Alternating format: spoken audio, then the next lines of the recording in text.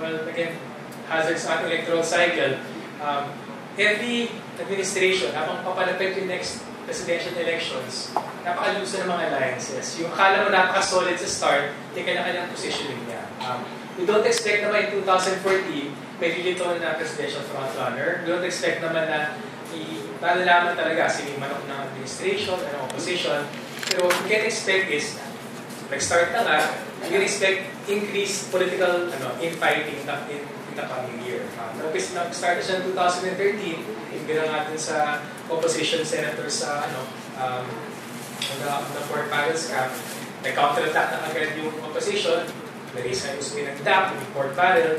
So namasahan natin, if the last year umpisa na yan, habang naman natin ng 2016, even in 2014, lalong na dami yung mga issues na yan. So mag-start na yung ingin nila against each other. At yung position nila, yung respective candidates nila.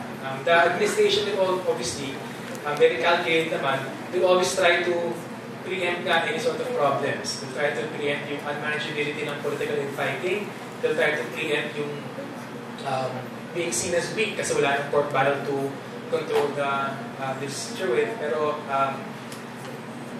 may free for all yan. Yung paging named up ang president will intensify in the coming 3 years.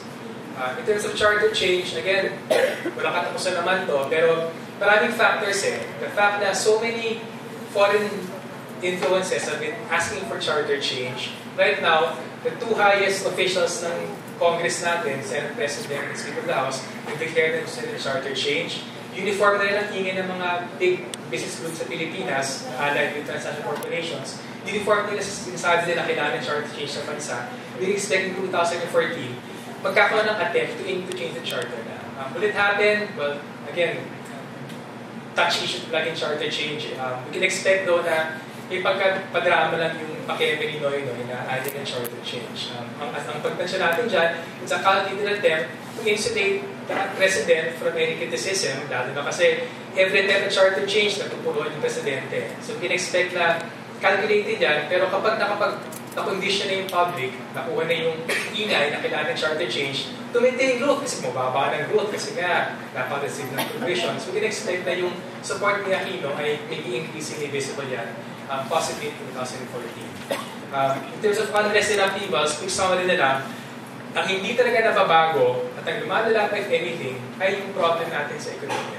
Yung joblessness, yung poverty, yung rising prices, in effect the economy in 2013 and also in 2014, we're paying the price of decades of related neoliberal policies. Hindi siya nabago, if anything, intensify pa siya in 2014. So if there's one thing na completely walang administration over, is the objective conditions ng economy natin is declining, things are getting worse, it should only initiate even greater unrest and result in even greater political upheavals. Perhaps not in 2014, pero may foundations na yan. Konting footnote na dyan, isang may magandang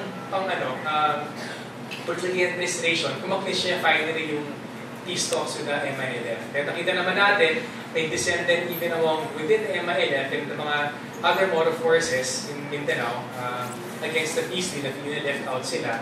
Yung outburst of fighting sa Zamboanga, sabi nga, kahit hindi ito yun, anyway, it's a very real possibility na even with the peace deal with the MILF, tuloy pa rin yung problems na yan. In the same manner, sa Morgan and Even Foundation, instances of conflict between the NPA, CPP, NPA, and the government have been increasing in the last 2 years. So right now, nag-declare na nga ng increases in expanding ng forest ng NPA. Maasahan natin, as socio-economic conditions worsen, especially in the countryside, we also expect na inaasahan ng government ng peace sa countryside will probably not happen because of conditions for greater unrest in the countryside are going to be there. So, para sa amin, tingin namin, 2013 was important kasi na-affirm talaga yung biases ng aking administration. It affirmed the bias for undemocratic economy, for pro-foreign investor economy. Politically, magitin, elections, kita natin yung very questionable. May doubts about the integrity of the elections in the 2016. 2013, I think was a watershed. Nakita natin, mabilis na nag-erode yung image ng public acceptability, popular administration.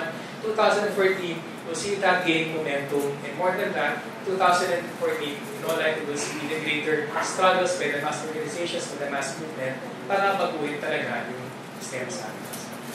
Thank you very much.